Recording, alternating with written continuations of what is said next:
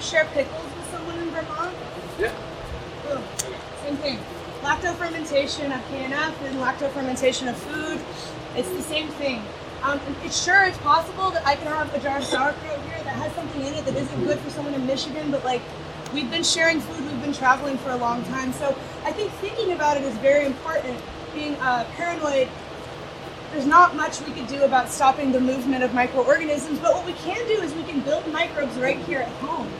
So if it's something that you really believe in and something that you want to invest in, let's just talk about how to do it. We always say that you could use our compost as a starter, but you don't necessarily have to do that. It's just going to take you more time. So when we started our business, our very first compost piles were biocomplete. They were the hand-turned piles that Casey and I had made for Dr. Lane for the Slow Food Up School to graduate. We used those 6 piles to start all of our windrows. But really we had to build our culture from the start, like from the very beginning, right? So what you have to do is focus on the diversity of inputs. Like I say that all the time. I've overused the word diversity for a reason. Because if you have 1,500 different species of plants, you're going to have a huge diversity of microorganisms on the other end. Now, if you just have manure and straw, is that going to grow your local microorganisms? Is that going to feed who's working out in nature? No, probably not, but maybe yes. I don't know, it depends. But really what we want to do is we want to go out to these wild places and we want to get those materials to compost, which is basically illegal. We drove around yesterday. We took a little break to go just get some air, take a hike. We drove to the closest wild area that we could find. And it's crazy. You're driving along and the ground's bare and there's tumbleweed and that's about it. And then all of a sudden in the protected area, and it's not protected because there's bullets and broken glass and trash everywhere, but what there also was a diversity of plant life. And it looked to me like chaparral type plants. A lot of agaves, yuccas, things like that. It's a desert, but what we were noting was the whole ground was covered. You know, there's a Joshua tree, and then there's a shrub, and then there's a little tuft of something. And so it really is a diverse ecosystem here. But it's like, dang, how do we get to those materials? Like, those are the plants that are growing with the microbes we want. So without going out to these wild places and just taking everything to make our compost, what can we do? And so I talked about it a little bit in my little speech yesterday, but these wild places get destroyed all the time. It is not rare to see a protected area become unprotected and now it's suddenly a development for people. If you have an opportunity to get into these spaces and take this really precious organic material that's covered with really extraordinary microbes that might be destroyed in every other area, get your hands on that material and make compost with it. Even static piles of organic material, I'll hear people say, oh my God, I looked at my wood chips and they were biocomplete already. Well, it's like, of course they were biocomplete already. Why is it so strange to think that the organisms in our compost would be living on a wood chip? We're actually just mimicking nature here. There's nothing new invented. We're not coming in with the best new way. We're saying pay attention to Mother Nature's processes. Biomimicry. Focus on what's going on and just try to do your best to nurture it. So, I think that really is it. In an area like this, you're either going to have access to the organic materials from private property like this, where it's a lot of plants that aren't necessarily native to here, or you're going to have to just try to make do with, the organic material you can get. I know the area we were in, I was looking around and I was like, if you could just thoughtfully trim some of this stuff, it would make awesome compost. So maybe that's even a project you could go to your local government and say, hey, can we come into these wild areas and do very selective, very careful pruning?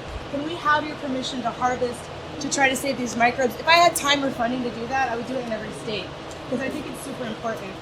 But then again, just to add to this, the plants that are native to here, the soil, the leaf mold, that's going to have those. But over time, you're building a culture, right? So the very first time you make compost is probably not going to be the best. But what you can do is keep what we call a mother pile. So every little bit of compost we make, we feed to her. So always adding new materials. If I'm at a friend's house and they're cutting down a chaparral, I'm like, oh, I'm going to get that. That's the organic material I want for my microbes. I'm going to put it in mother pile. Now, every time I make a new compost pile, I'm going to do that. And so if you were really thoughtfully selecting only native plants over a long period of time, I think that would be the way to really grow the microbes that are in your area living right now. Okay. Good. And with intention, right? Like we're we're grabbing these things, and we've touched on that, but I just thought that'd be Yeah. a good thing to reiterate the intention. Yeah. It's not a chore. We're not frustrated because we can't find it. We find something. There'll Yeah. be something, and we know it's going to be it. That's it. you Yep, know? energy flows where attention goes. So you want to have an intention, of course. Like, set your intention on what you do. I mean, just the idea of, okay, this is a pet, right? My intention is to grow microbes here. I have to pay attention every day.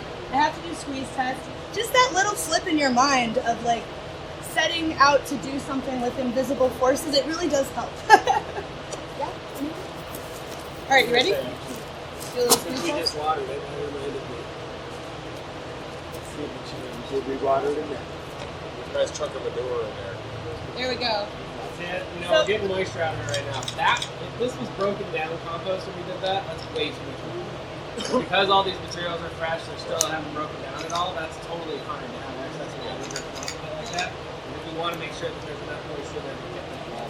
Well, come check it this evening, and you'll see like all that water will have been absorbed or blown away. Evaporated. Yeah. So in the beginning, we're going to see use a lot more moisture than later on. Once that pile's broken down, you never want to squeeze drops off. You just want it to stick together and show a little bit of water in between.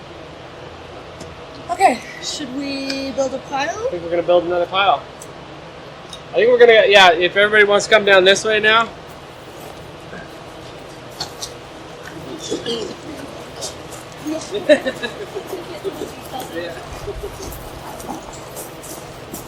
Yeah, I had the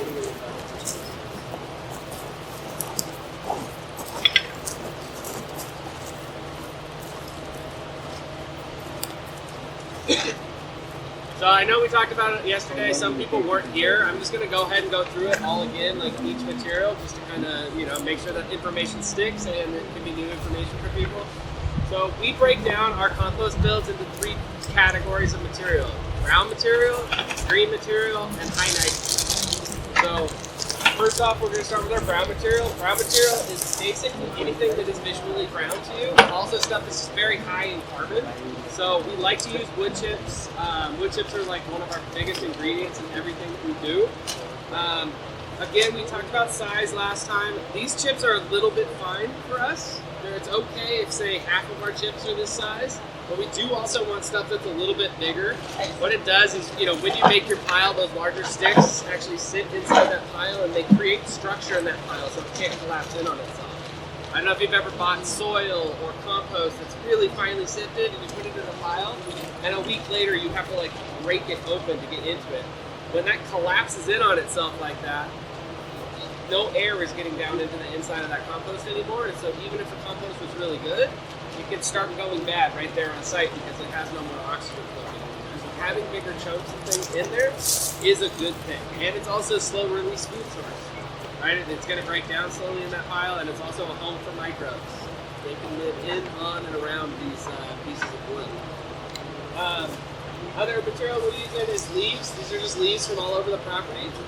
Obviously, if we would have collected these green, they would go into a different category. They'd go into the green category. Storing of them, if you want them to be brown leaves, just get them outside, put them on a pile, and let them sit until you're ready to use them. Don't pile it too big because it can't collapse in on itself as well and start getting pretty funky outside. But yeah, any other materials, straw is a good one. It's pretty quick to break down, but it's pretty readily available. If you're short on a little bit of brown material, going and buying bales of straw, things like that are great. Green materials. So green materials are basically anything that's visually green to you. What we're using today is a bunch of super good looking salad that they just needed to clear out of the greenhouse. There's also, underneath all the salad, we use some alfalfa hay bales. So hay bales are a great way to store green material ahead of time if you need. Hay tech has been invented forever, and it's a way to preserve nutrients inside of grass. For storage later on down the road. You obviously want to store any of your green materials out of the sunlight. If you're not ready to build with them, make sure they're stored in the shade and drying down. If you dry them in the sun, it'll turn brown, it'll volatilize all that nutrients that's in there, and it'll just become a brown material. Our high nitrogen today, we're actually using alfalfa pellets. It's like pelletized alfalfa for animal feed. We're hoping it's going to act as a high nitrogen. It may be more of a green. We'll have to see. We're kind of gambling a little bit on that one. And that happens, right? Sometimes you have to use the materials you have, and we only had so much manure, so we had to kind of compromise, and we're gonna try out the alfalfa pellets and see if it works.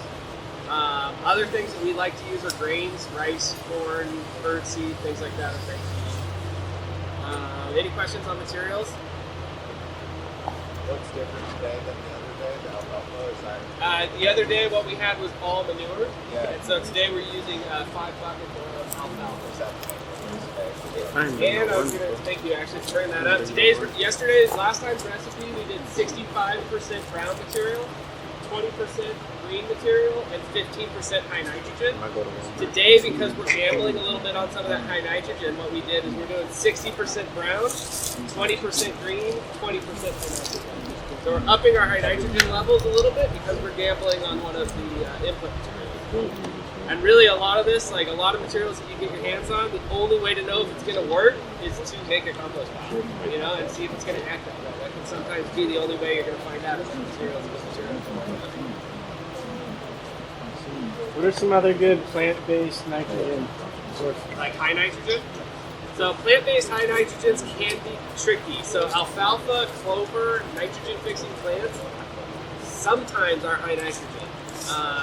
You can check, like alfalfa is supposed to be a nitrogen-fixing plant, clover is a nitrogen-fixing plant, but oftentimes people are especially in larger agriculture, are actually adding nitrogen to those fields. And so those plants don't need to fix nitrogen because they have all the nitrogen they need being given to them solubly. And so the way to check that, if you have that opportunity, is to actually pull that plant out of the ground and look on its root systems. It'll have nodules on there. Just because there's a nodule does not mean it's fixing nitrogen.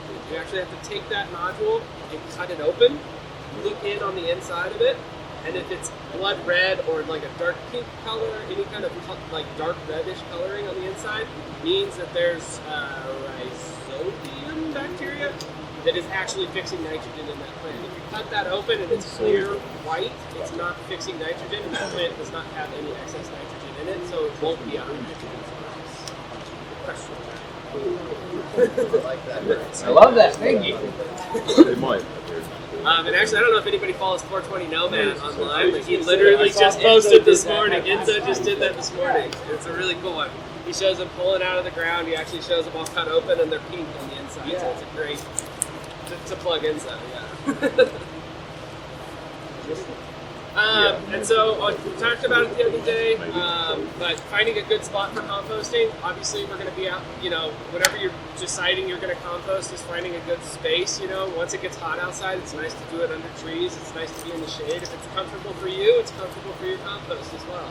The less extreme environments that you can have your compost site built in, the better. Out here, we're obviously in the middle of the desert, so underneath these trees is going to give us a little bit of protection. It's going to help trap moisture, or keep moisture in our piles and not dry out so quickly. So that's why we chose this space over here today. Like if it were winter, we might choose the sun. Yeah, exactly. In the wintertime, we might want to build out there. Yeah, exactly. Because it's going to be a little more comfortable for ourselves.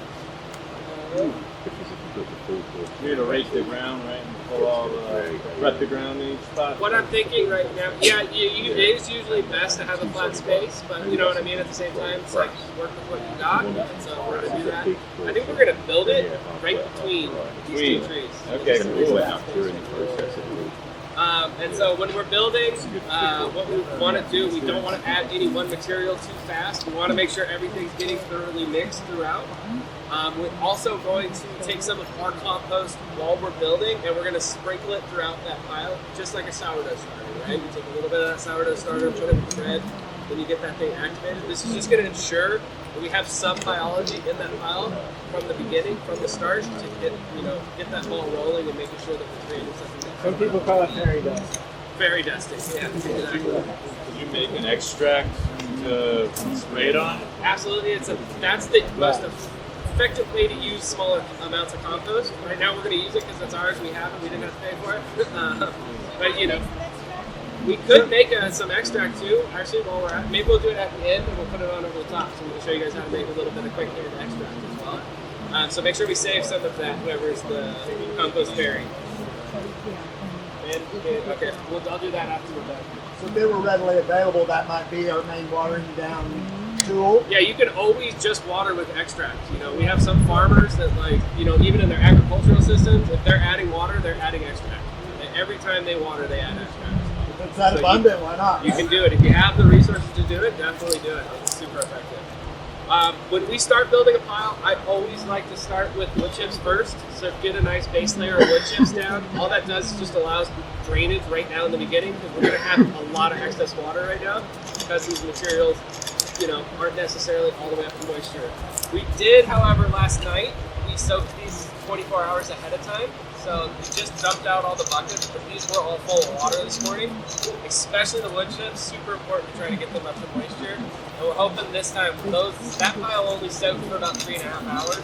These all got to soak for 24 hours, all through the whole week. So we're hoping that it gets started a little faster now, and then we can do a lot more of that.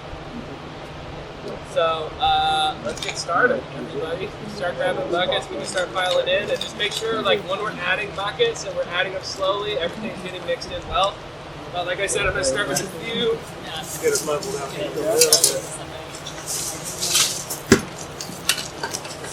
Does anybody want to be the fairy master with the compost?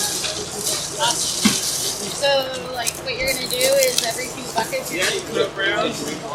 No, we already drank So it. try and just use like a little over half of it. It just takes a good handful.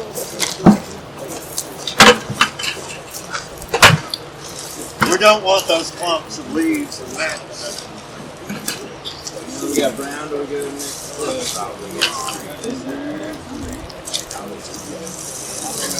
So he just asked. So if we, as we dump it, we can kind of spread it a little bit, yeah. So you're going to So he just asked if it's okay to compost seeds, like plants with seeds on them, like, you know, your weeds that are in your area, thistles, any of that kind of stuff. Don't do it. Even Bermuda grass, things like that people don't like. It is totally fine to cut I'm not that kidding. stuff as long as you're hitting your temperature. The temperature in this compost pile, if we getting up to the proper temperature, will cook and kill all of those seeds. I'm glad somebody did. So we oftentimes, a lot of our green material that goes in is weeds. Things, because you're already pulling them, you're already collecting them, you might as well use them in your compost pile. You just have to ensure that you're getting up to the temperature.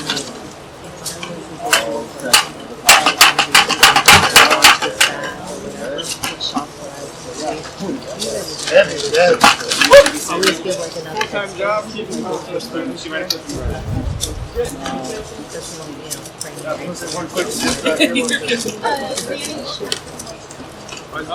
over there for that. You can add the rest of it. You're good. awesome. Listen up. Smacked around.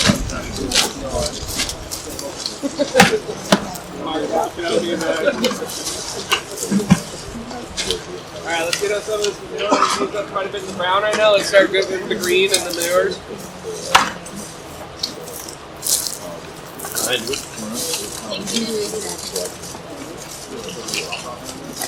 Yeah, you can start kind of breaking it. So in this, you can break out because it's wet. Yeah, we'll watch you, I hope. Here, Casey. Get them up here a little bit more.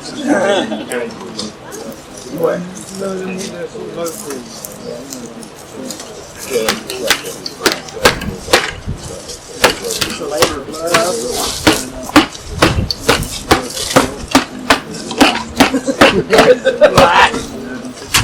Yeah, these lettuce heads, you can try to break it up a little bit. You'll see them start rolling Another off. bucket for you. There's only lettuce on top of each bucket, so it turns into hay. It's always hey. Might not fall guy, right?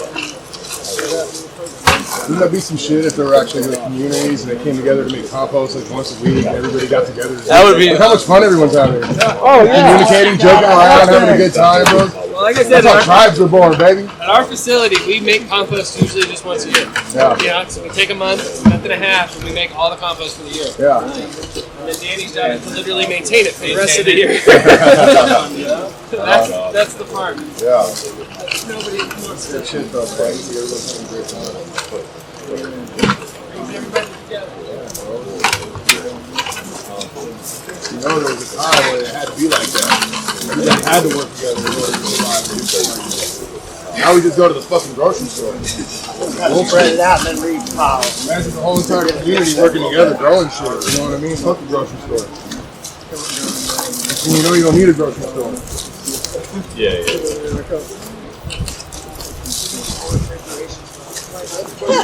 Happy food. I like fermentation. And with these greens that are big, they need to be controlled.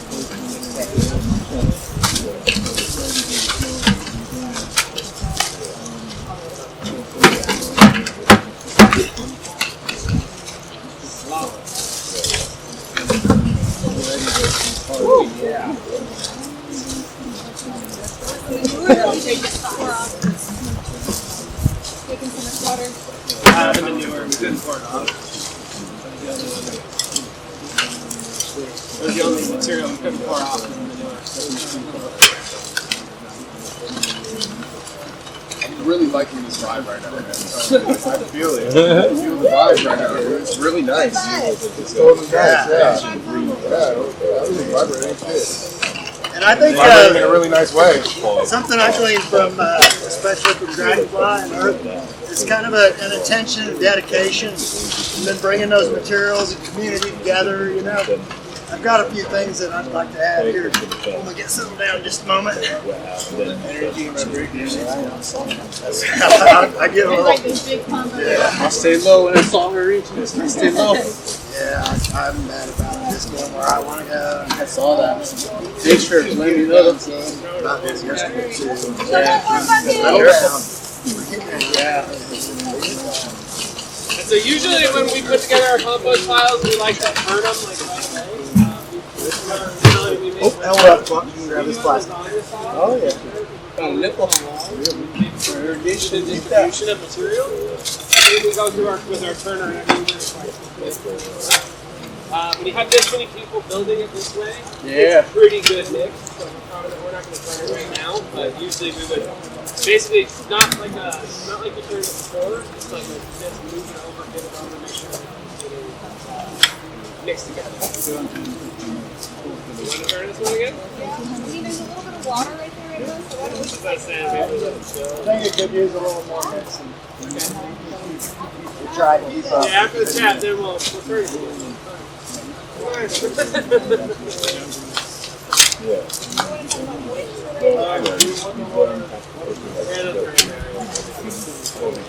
Yeah, that's the defense. Okay. And then again, right, we want to pile it up into that cone shape so that we're getting the most thermal mass on the pile that we can. So in the spirit of intention, can I dedicate a few items? Yeah. So this is my Burma compost for my house. My worms have been making this for over a year. I'm gonna add this. Here's what I love in there, bro. Add some love there. I'll try to make it quick as possible. We've got compost, and we've got some wood chips, and there's some really special items in that bag right there. I visited, growing up, I don't know if very many of you have heard of Art Bell. He's a very interesting character. He can spark a lot of interest and pique a lot of curiosity in our minds, especially in the paranormal realm, which is really part of what we're dealing with here. There's a spirituality being connected here. So there's a site dedicated to his memory near here. There's a bench. So I visited that. Yeah, the UFO guy. Right down the road. Right. So I visited the site where they have a bench in dedication of his memory. I gathered a few items that I want to dedicate here. And I think what it embodies is a spirit of wonderment, if you will. So that, and the possibility. So in the alien realm, you know, there's a lot of this, there's wonderment and there's possibilities. You know, you hear these stories that people tell.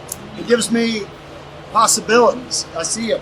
So what I dedicate here with these items is possibility for each and every one of us, and the intention we're creating and the possibilities of what can be grown and what will be grown in this soil and in all of our hearts and our minds and our collective consciousness as we dedicate this and ground this to the earth.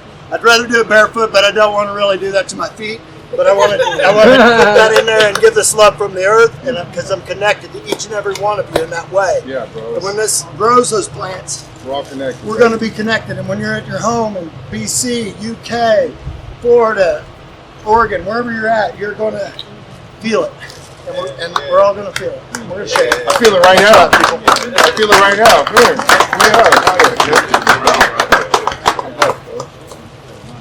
Okay, so what we just we set up over here, Danny's gonna take it over, but we set up a couple of buckets so you guys can feel what too wet feels like, what too dry feels like, and what just right feels like. So I'll let Danny take over. Yeah, exactly, Goldilocks. So, there's 3 samples. I think we're going to start with letting you guys figure it out on your own first, and then we can talk about the things that you felt. Because this is a sensory experience. There is 3 different things. I'm not going to tell you which one's which. I think you'll be able to figure out what's just right in the middle if you use your senses. After we do that, we're going to talk about making a quick extract with them. And we can actually put this compost that we made too wet, that I wouldn't want too wet, we can make it into an extract and we can put into a pile as an inoculant that we were talking about earlier. So if you guys want to come dig in and play with them. So like we said, right, it's like you can get a moisture meter or something like that, but this is the most dialed in piece of equipment you have right here in your hand. Your hand is super sensitive. They don't make a machine that sensitive.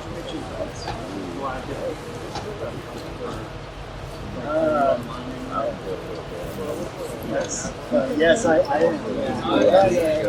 I'm in process about it.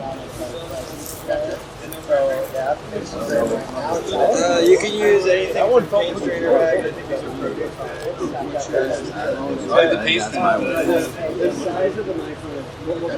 Yeah, it's the same. Yeah, exactly. You throw a bubble bag. That was too funny. Yeah, That's what I'm using. I'm using a bubble bag right Use now. those work bags. I got holes in them. It's perfect. I'm running that too funny, baby.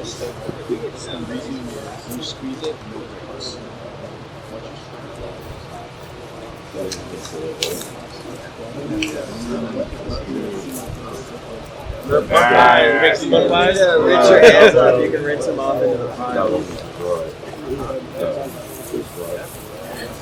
Yeah, all of these are good. Hold on.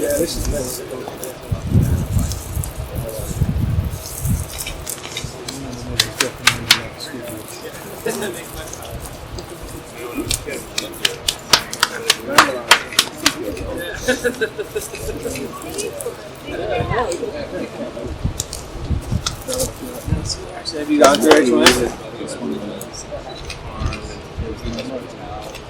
We'll go over it. I just put them down. I checked them earlier. I know. I'm like, dude, the cows are so cool. There's a lot around. Like, come like say hello. You do a little lick. So did everyone got their hands in there? Did you guys feel one that was like really, really wet and it's kind of like it's still stuck to your hands probably? Then there was one that like balled up really perfectly and then it also broke up really nice. Maybe too nice. It kind of fell apart a little bit. Yeah. That bag was sitting on our table for like the last 3 days open with very little compost left in it. That was probably your too dry one.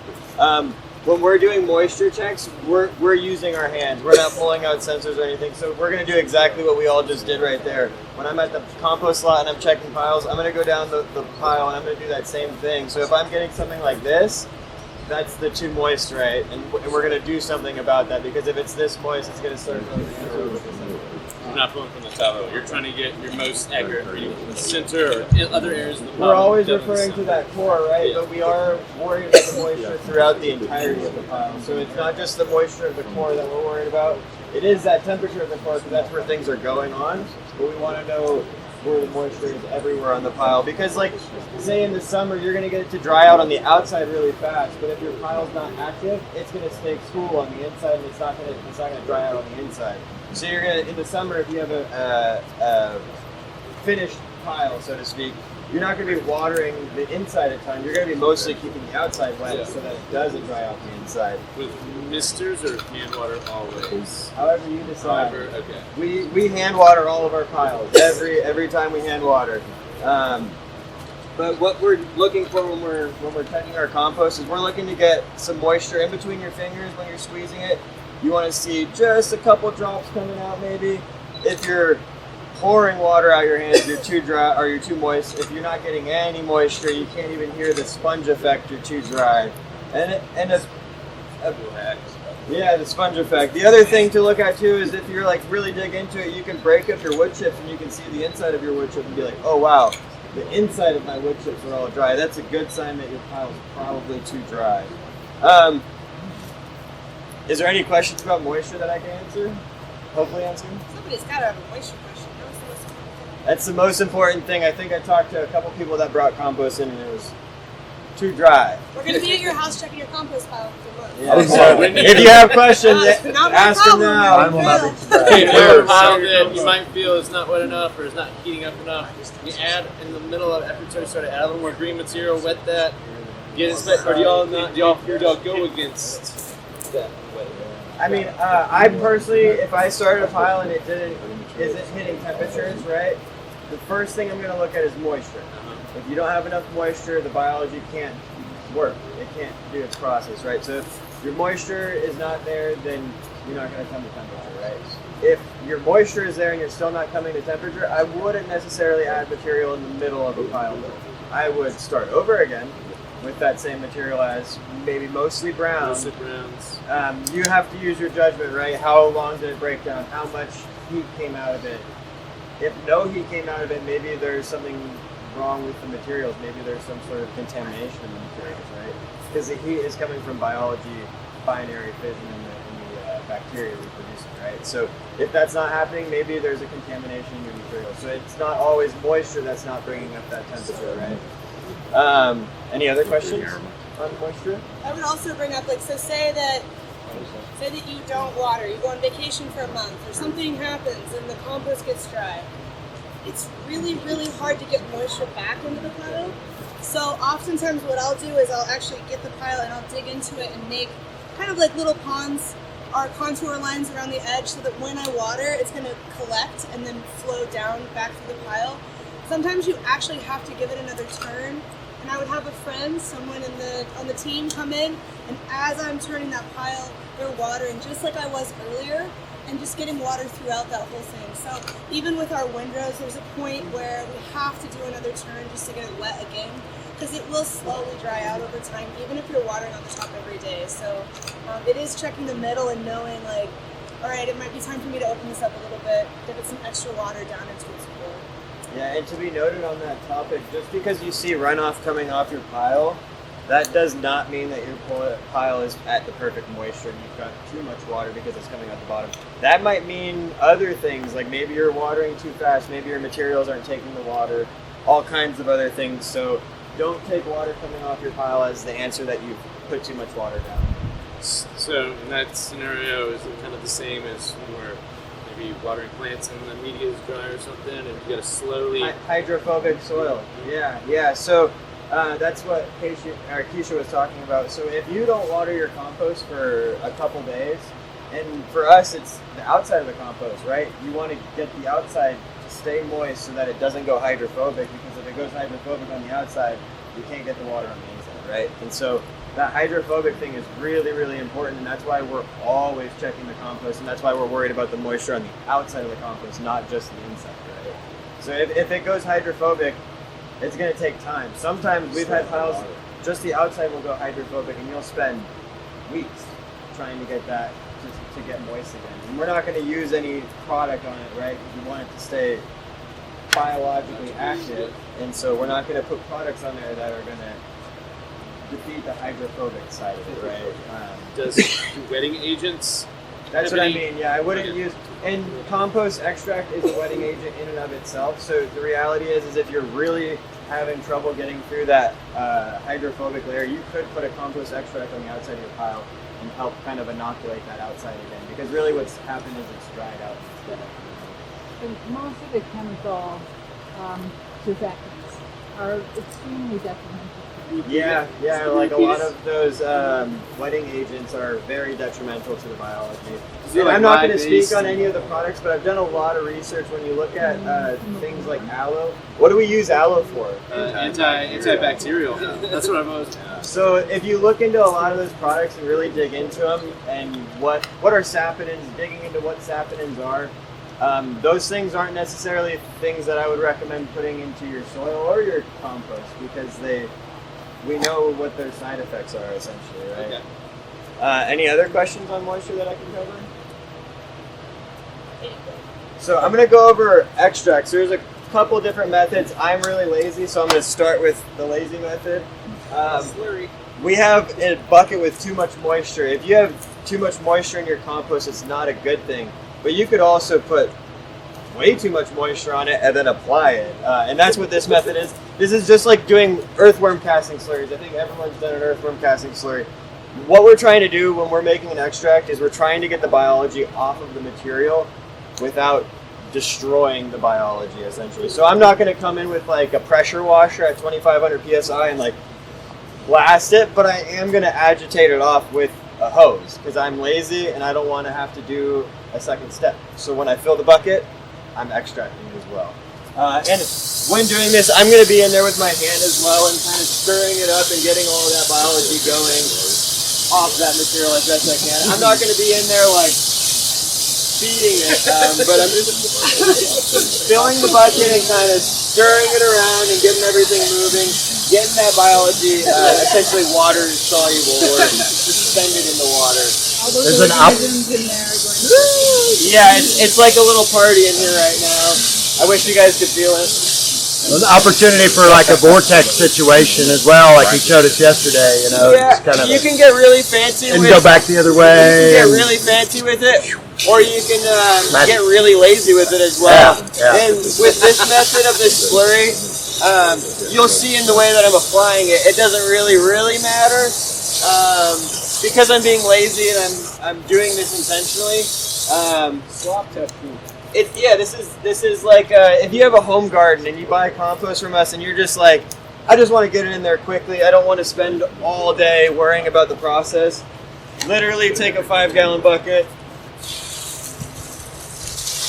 I wouldn't like overwater when you're doing this. That's the biggest factor, is putting too much water. You can't really put too much biology, but you can put too much water on a pile.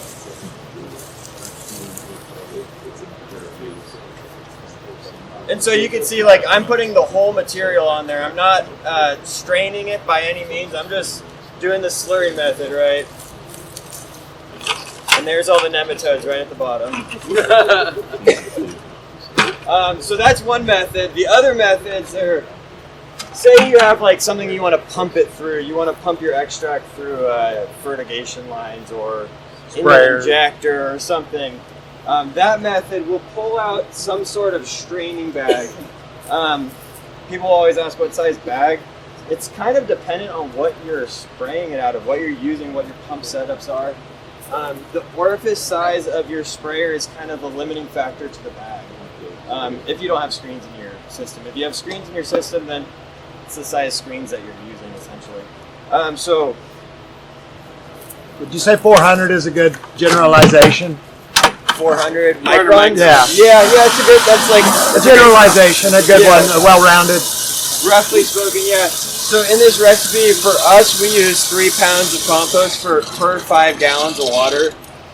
With our compost, we know that works to make a biological extract that we can use. I can't speak on that for everybody else's compost. So with our compost, this is the recipe to make an extract. We're going to do basically the same method, but we're just doing it inside of a screen bag. So I'm still going to put it in there. We can do a couple things with this material. So without doing any agitation, if you guys come over here, you can see the humics are coming right off the material. I haven't done anything right, it's just sitting there.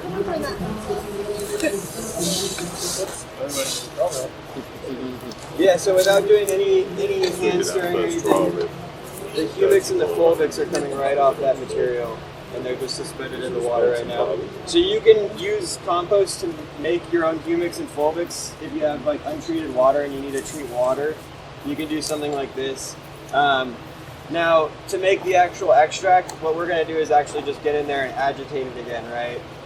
You can do it on the outside of the bag. You can put your hand on the inside if you feel like you're not getting a good enough agitation in there. For gently. Yeah, gently. We're not trying to punch the micro. You don't want to crush Stirring them up. Don't be that guy at the party. Yeah. Don't be that guy. Don't be that guy. We know that guy. So this method is obviously a little bit more labor intensive than the first slurry method where I was being extra lazy. I'm running low. The slurry method is my favorite because I don't have anything to clean after. I just do that and I apply that. But this is if you need to pump it through something, this is really important technique because you don't clog machines, you don't hurt your equipment. So all we're going to do is just a gentle agitation in there, and then we want to squeeze this compost out gently. We don't want to ruin our bag. If we squeeze it too aggressively, we're just going to poke all the holes, all the sticks right through the material and be wasting plastic essentially. So just gently squeeze it. You want to get the excess moisture out is really what we're trying to do with that, because when we talked about our different moistures in our compost, we want to be able to put this compost back to where we got it from so we can use it again later, because we didn't get everything off of it. We most likely got like 30 to 40% of the biology off at most. So there's still plenty on there. So ideally what we're going to do is take that material and put it right back into our compost. And personally, what I do with that is I just like kind of cover it back up with some good compost and act like nothing happened, and come back in a week or two and you should be good to use that again, as long as you're keeping your compost alive. It's a living organism, so keep it wet and you're good to go. Now this extract can be used through all of whatever machines that you have. Dilute it down to whatever it You takes could to get over dilute it where you down. want to go. You could dilute it down, and you could also use it at this potency if you wanted to. If you needed to cover like an acre, it'd be hard with that. Yeah, it'd be to pretty walk hard. around. Well, you'd have to dilute it. No, you would use it just alone. I guess put it in a hand pump sprayer, walk around for an Look acre. at that material with your microscope. Concentration of the different microorganisms. What did you need to grow the plant that you want to grow? So you can leave it right like that. If it's Hold on, how okay. quick though if I try to dump it on an acre, it'd be. Yeah, so that's why you would do That's why something dilution with, or whatever. Well, that's why you would do something like this with a bag, and then you could pump it out, right? And you can pump it out with a sprayer where you're not dumping 3 gallons at a time because you just threw it onto a compost pile. So whatever it takes for your equipment to cover that much time, you can dilute it and it's still there. Right. So we did the method. We did the method without a bag, right? And then we did the method with a bag. You can make a little hybrid version of that where you do a rinse-off method in an extraction bag, right?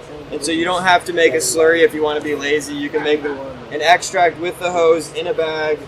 It's not going to be as amazing as getting your hands in there and really rinsing it off, but you can do that extract. We don't have any 5. So that's a good topic that Casey brought up. My favorite size bag is not this one. I like a 5-gallon bag that fits over the entire bucket because I can just kind of plop material in there. I don't have to like hold it open. I can plop material in, do my extract, pull the bag out, and strain it a little bit, and then put it back in. And I'm not worried about getting things inside the bucket when I'm filling up my bags. So what about like microfilms in the irrigation systems, and then how do you combat that? That's a great question. So personally, I wouldn't recommend fertigating if you have the ability not to. If you have to, then I would run clean water through it. Eventually, you will have to clean your lines. That's the reality. You're putting biology in there. You're going to have to clean your lines. My preference would be to fertigate, but at scale there is. Yeah.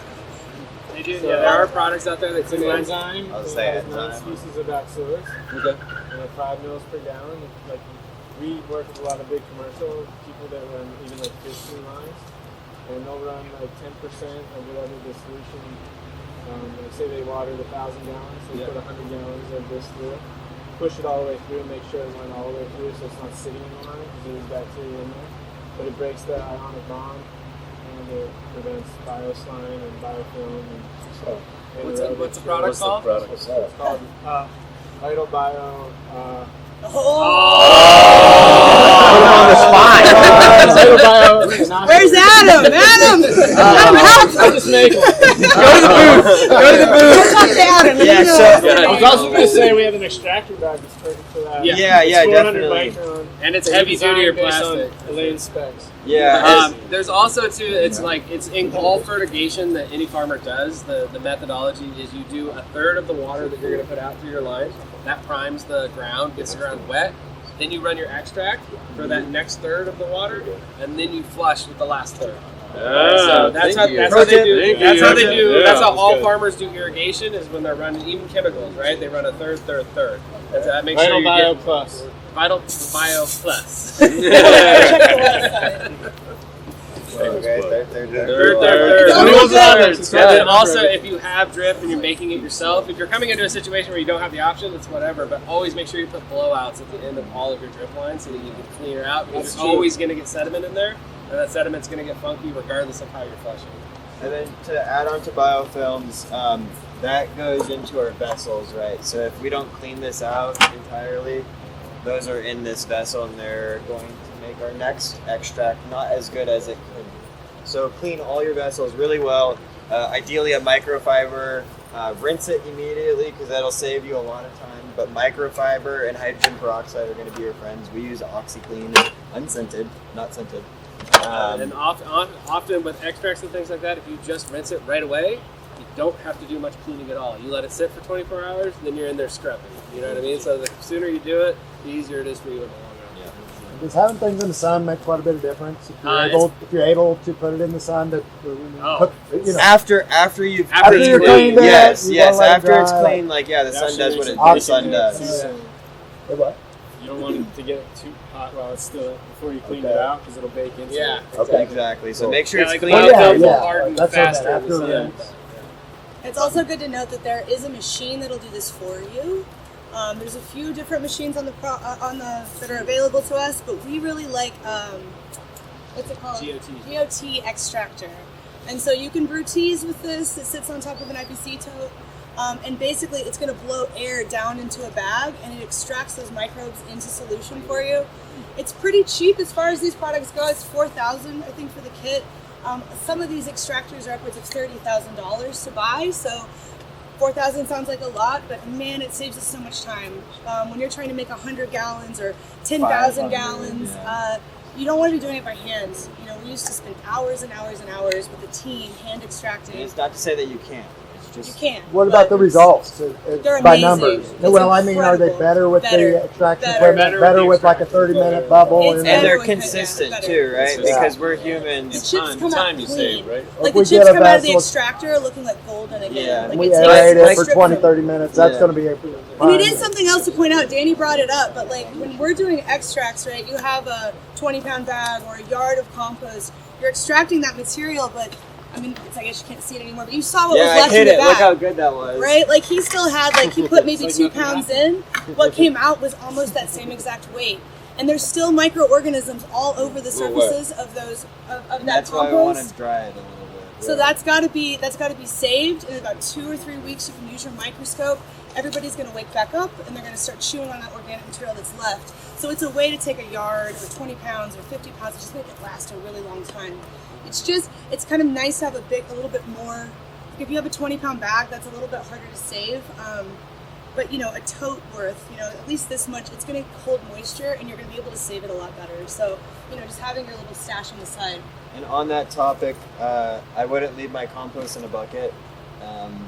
If I had enough compost to be comfortable with it, I would put it on the ground somewhere. That's what. Or in on the grassroots fabric pots. Yeah, Any so kind of that's what I fabric did pots. with my Breathable compost. pot. Reasonable. Yeah, Some breathable kind of pot. I Let it like grow. their pots. I use them for my worm beds. I have what I call like a whole worm compost, where it's just worms with old compost. When I'm done with it, I put them all together, and I'll just grab it, worm and all, do an extract, and then throw those babies back in. They don't seem to mind. If you I haven't talked to her.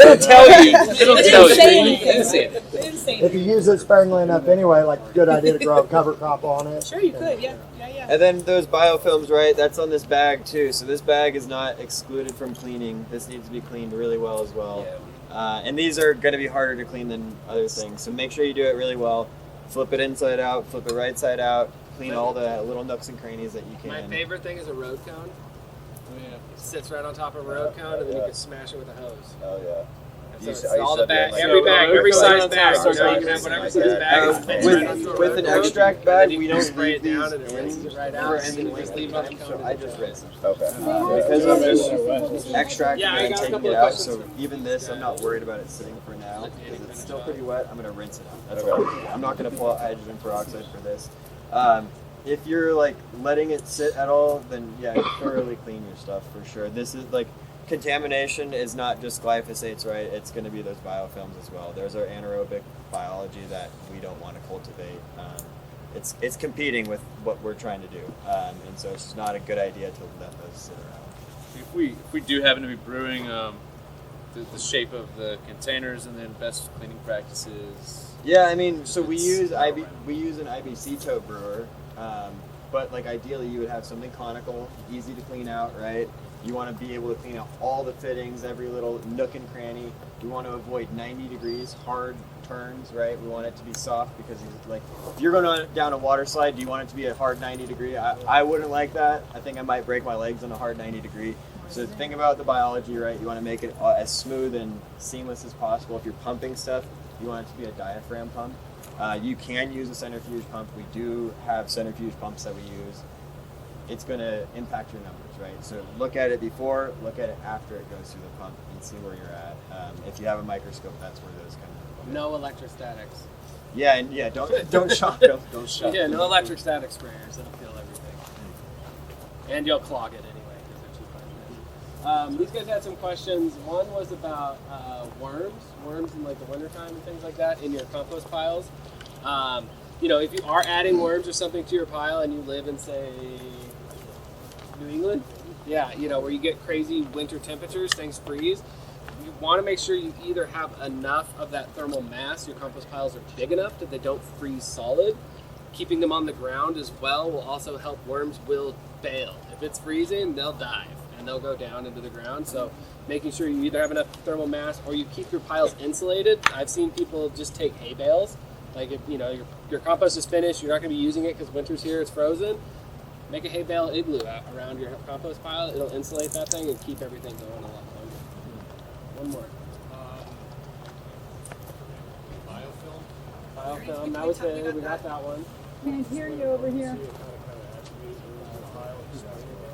Oh yeah, so winter dormancy, like you don't necessarily need to activate it as long as you're keeping that pile insulated and it's not freezing solid all the way through. That's going to continue to maintain it active all winter long. And actually, fungi grows faster in the winter than it does in the summer. Because part of the natural processes. I mean, your compost pile's outside, right? So, Yep. You're You're selecting for microbes that can handle that kind of environment and well, which is your environment, which you want, right? Yeah. And then also too, just like seasonality of compost that brings up, right? So, for us, we like to compost in the wintertime, like start our composting, our thermophilic processes in the fall leading into winter, because that's our wet season. It means our piles are hot, they're losing moisture, but we have excess air moisture. It's a lot easier to keep those piles moist in the wintertime for us than it is to go out and start building in 118 degree dry California heat. Just recently we went to Florida, we built in the wintertime in Florida because it's less moisture. Right now is their dry season. So it's easier for us to maintain the moisture where we want it right now.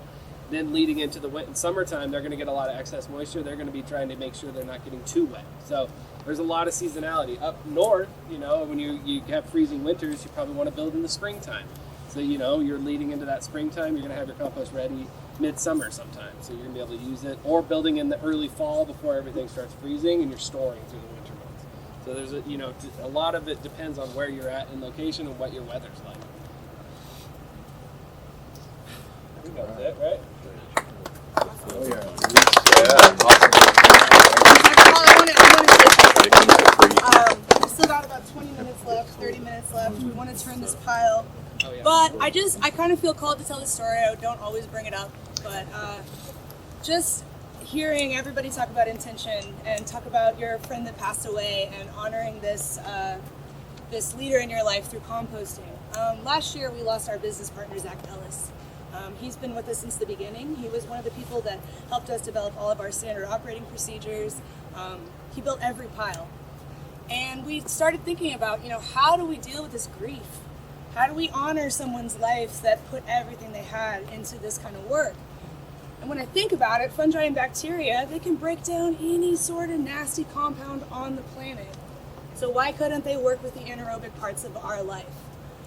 So what we did is we're starting to try to redefine how we think about death and how we think about this energy movement from life to whatever's next. 100%. And so what we did was, instead of having a funeral, we had everyone come together and we had them intentionally take a walk and think about this guy. And as they're walking, they're collecting leaves. This is the diversity walk I told you all about the first day. It's just adapted to a celebration of life. And so everyone got materials that reminded them of him. And then we all came together and we built a compost pile. We had so many flowers. Instead of having all the flowers around, we built the compost pile with the organic materials, and everyone talked about, they put words. They wrote words on paper. They spoke them out loud. Sometimes they had a special rock that reminded them of him, and that all went into the compost pile. And at the end of the day, we took all those flowers and we decorated the outside of that pile. So it was a beautiful pile like this, completely adorned with flowers. Then we had a party, and we all just made merry. We had a great time. We spoke well of him, and then the next day, we turned those flowers back into the compost pile. And I have to say, this was profound for all of us. This was a way for us to take a grief that was stuck, that we had no idea what to do with, and we were able to get that energy flowing. Didn't fix anything. It didn't make it, better, but it gave us something to do that felt like it was honoring this person that cared so much about the earth. I brought this up a few times, and I continue to talk about it because every time this happens, someone leaves the event, and guess what? Someone in their life passes away. And then I see that this is helpful, and I think this is a culture that we need to work on. We need to figure out how to reinvigorate our communities and learn how to celebrate life and death. And so just because of what you guys were saying earlier, I thought I would share that today. If you ever find yourself in that position where you need someone to chat, you can call me. I'm into it. I've always got time. Today, as we end this, we're going to turn this compost pile, and it's really muddy over there. So Danny, but we're gonna come around and we're gonna try to angle ourselves in. We're gonna flip this over. We're gonna mix it intentionally, with all hopes that these microbes are gonna feed Steve's veggies in the future. So I think kind of want to shift it up this way a little bit. Should we check how much moisture we have since I dumped an extra 5 gallons on there? Yeah, let's see if we need to water it while we're turning. You guys, everyone can feel free to dig into it right now. This is the perfect time to feel moisture. We're setting our starting point, so this is a great time to get in there. I'd say it's pretty wet, and I'd be pretty happy with that for now.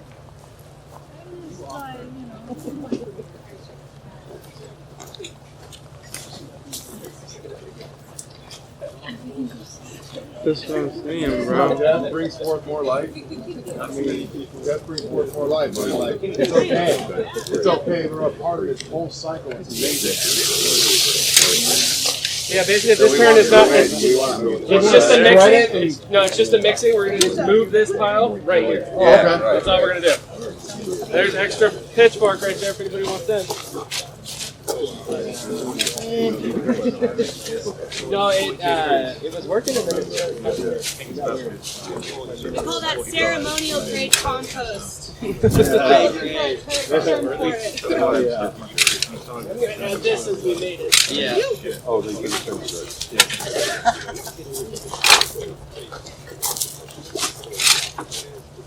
Oh, you can do this is what we call the potion. Oh yeah, the baptism. I had a spray break in the middle Also, it's really helps when you know the pilot everything. And then after everything gets on there, you can go around and rake up everything on the edge and put it on the top. Okay, I'm turning my pitchfork. Somebody jump in. Get in there. No, you're fine. It's getting a little elongated. This is what we pay for. Well, 7 days started combining with 2 high.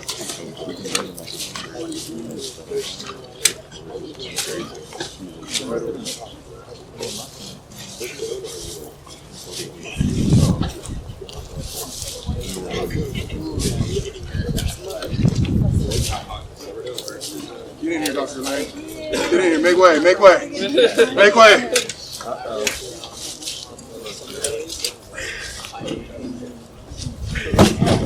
Oh, shit. Uh-oh. It's pretty durable. Don't worry, the battery's dead.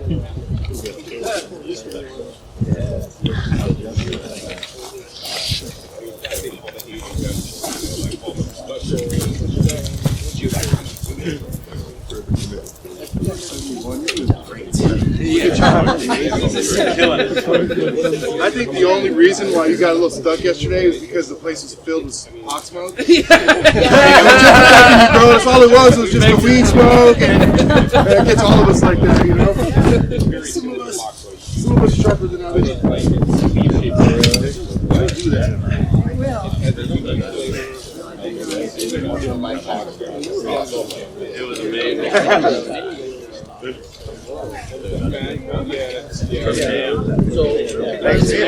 Thank you for everything. Kyle's been our mentor. It's amazing. I can't believe it. Yeah, I'm making a couple. I mean, it's nicer than ours.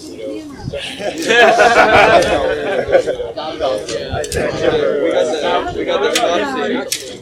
Yeah, we got the top seat. That's it. Hey, for real, take a picture. Oh, I got Give me that. I want that one. Send me that. I want that one. Give me with my girl right here. You know what I mean? I got a couple already. Did you guys turn around? Swift product. Action shot. Action shot. Probably work your way over here. Yeah, yep. Come on over.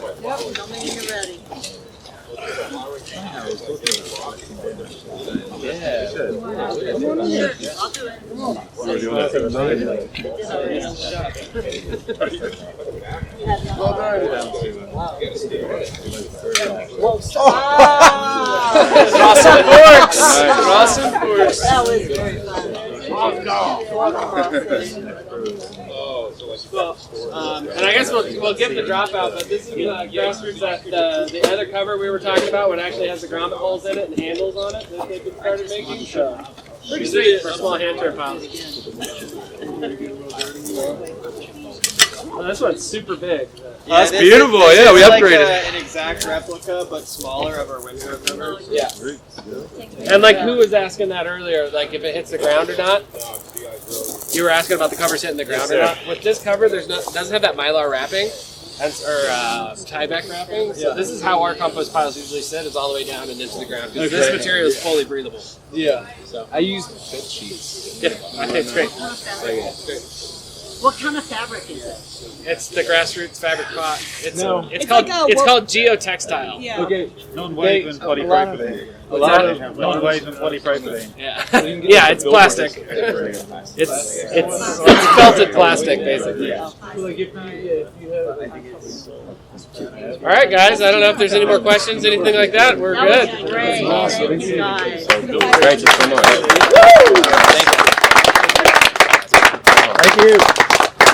All right, you're all gonna go home and make compost now, right? That was I'm so compost. excited. Make more compost. Make more. All right. Keep composting. Good, guys. Yeah. Thank you so much. Thank you. Good job.